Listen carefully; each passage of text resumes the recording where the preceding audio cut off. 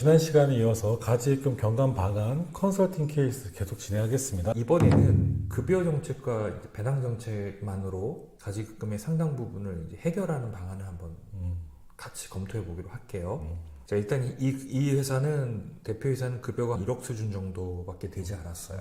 그래서 급여를 1억 정도 더 올리는 방안을 제안해 볼 예정입니다. 2억으로. 그럼 급여가 인상이 되면 인상된 것만큼은 당해년도의 법인세가 줄어들겠죠. 그리고 장기적으로는 퇴직소득 증가로 이어지겠죠. 그래서 급여 인상에 따른 단기적인 소득세 증가분은 장기적으로는 상쇄가 돼요. 급여 인상분의 실수령액을 가지급으로 계속 상환하는 거잖아요.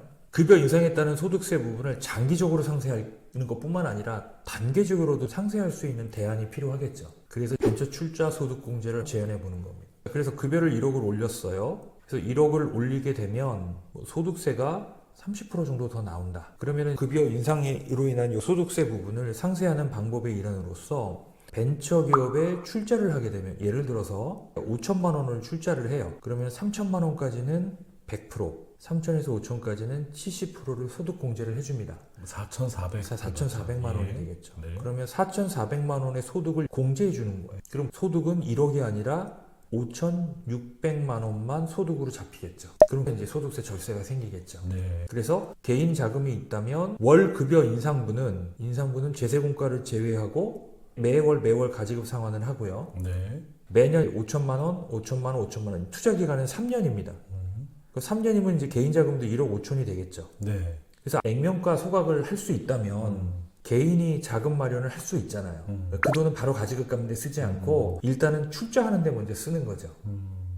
그리고 4년차 돼서 벤처 인증을 계속 유지할 수 있다면 회수된 돈을 또 활용해서 10년간은 이렇게 계속 벤처 출자를 이어갈 수 있는, 그렇게만 된다면 이제 상당 부분 소득세를 좀 줄일 수 있는 장점이 있다. 자, 한번 예를 들어볼까요? 자, 출자액이 5천이다 그러면 소득공제액은 4,400이고 해당 기업의 법인세율이 20%다. 현재 급여는 1억이다 라는 가정하에, 자, 5천만 원을 인상하게 되면 소득세만 해도 1,700만 원이 늘어나요.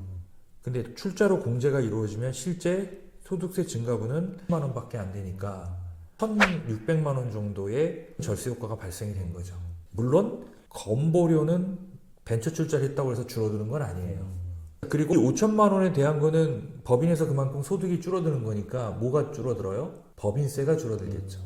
그러니까 20.9%라고 가정한다면 한 1,000만 원 정도의 법인세가 줄어드는 효과는 부수적으로 생기는 거죠. 다만 그 돈은 내가 가져가는 게 아니고 이제 법인의 유보가 그만큼 늘어나는 형태가 되는 거겠죠. 이해가 되셨을 겁니다. 네. 자, 그러면 이제 총 증감액은 건보료까지 포함해서 1,900만 원이고 출자 후에는 300만 원이라서 차액은 한 1,500만 원 정도, 그러니까 1,600만 원 정도의 실적인 절세 효과가 발생이 된다는 거예요. 5천만 원 기준으로 볼 때. 그런데 급여 인상을 1억으로 하게 되면 여기 나와 있는 것처럼 출자 전과 비교해서 한 1,760만 원 정도의 소득세가 줄어드는 효과가 있다. 이런 계산 방식으로 해서 5년 안에 상환을 하는 플랜으로 잡으면은 총 상환 금액이 3억 8,900이 되는 거고요. 명목 소득은 5억이 되겠죠. 근데 이제 재세공과를 빼고 나면 3억 8,900이 실질적인 상환 액수로 확보가 되는 거고. 자, 만일에 이제 동일한 방식으로 해서 10년을 상환한다고 10년. 치면 한 7억 7,800만 원을 상환할 수 있는 거죠.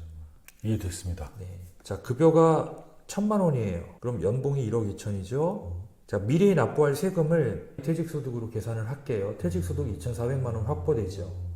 여기까지는 개인이 확보하는 자금이고요. 자, 법인은 그만큼 법인세가 줄어들죠. 그 다음에 사업자가 부담하는 건보료에 대한 것도 비용 처리되니까 법인세가 줄어들죠. 자, 그럼 비용의 총량을 볼까요? 자, 근로소득세 있죠? 나중에 발생하게 될 퇴직소득세를 연분으로 계산한 겁니다.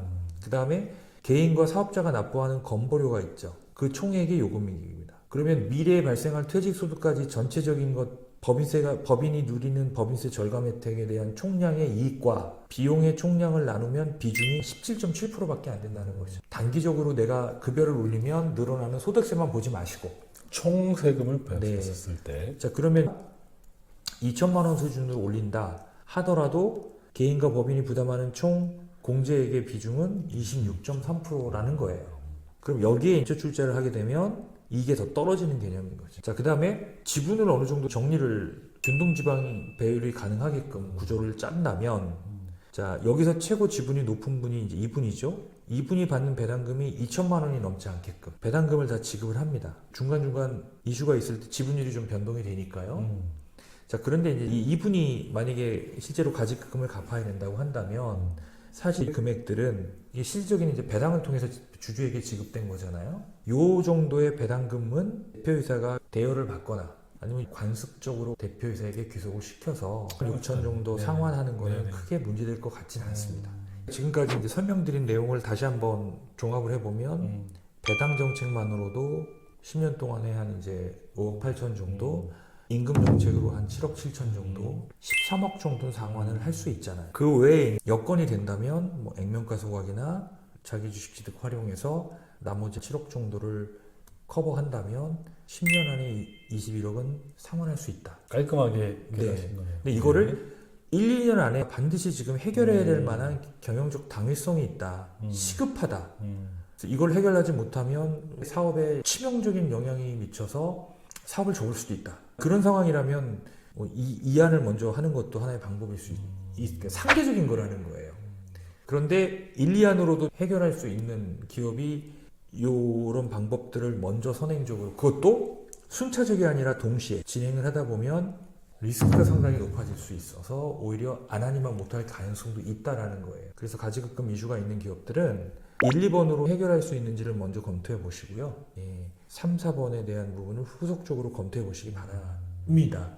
근데 컨설팅 하시는 분들은 3, 4번을 1, 2단계에서 먼저 진행하시려는 의지가 강하기 때문에 컨설팅을 받는 분들은 그런 경우 항상 1, 2번을 먼저 염두에 두시고 제안을 받아보시는 게 좋을 것 같습니다. 근데 갑자기 그런 생각이 드네요. 의료 도매업이라고 한다면 가지금이 계속 쌓여나갈 것 같은데. 그렇죠. 예, 제가 보니까 계속 상환하지만 또 늘어나는 부분이 없지 않을까.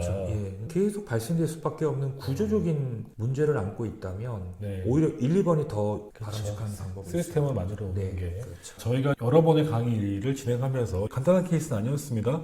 1번 비특수관계 지분정리, 두 번째 배우자를 주식 수중해서 자기 주식 취득하는 거, 세 번째 액면가 균등 이익 소각, 네 번째 임원보수 인상 및 벤처 출자 소득 공제, 다섯 번째 균등 배당. 이 모든 것들이 총합돼서 컨설팅을 진행해 주신 게 아닌가 싶습니다. 장시간 동안 컨설팅 케이스 말씀해 주셔서 감사드립니다. 고맙습니다. 네, 고맙습니다.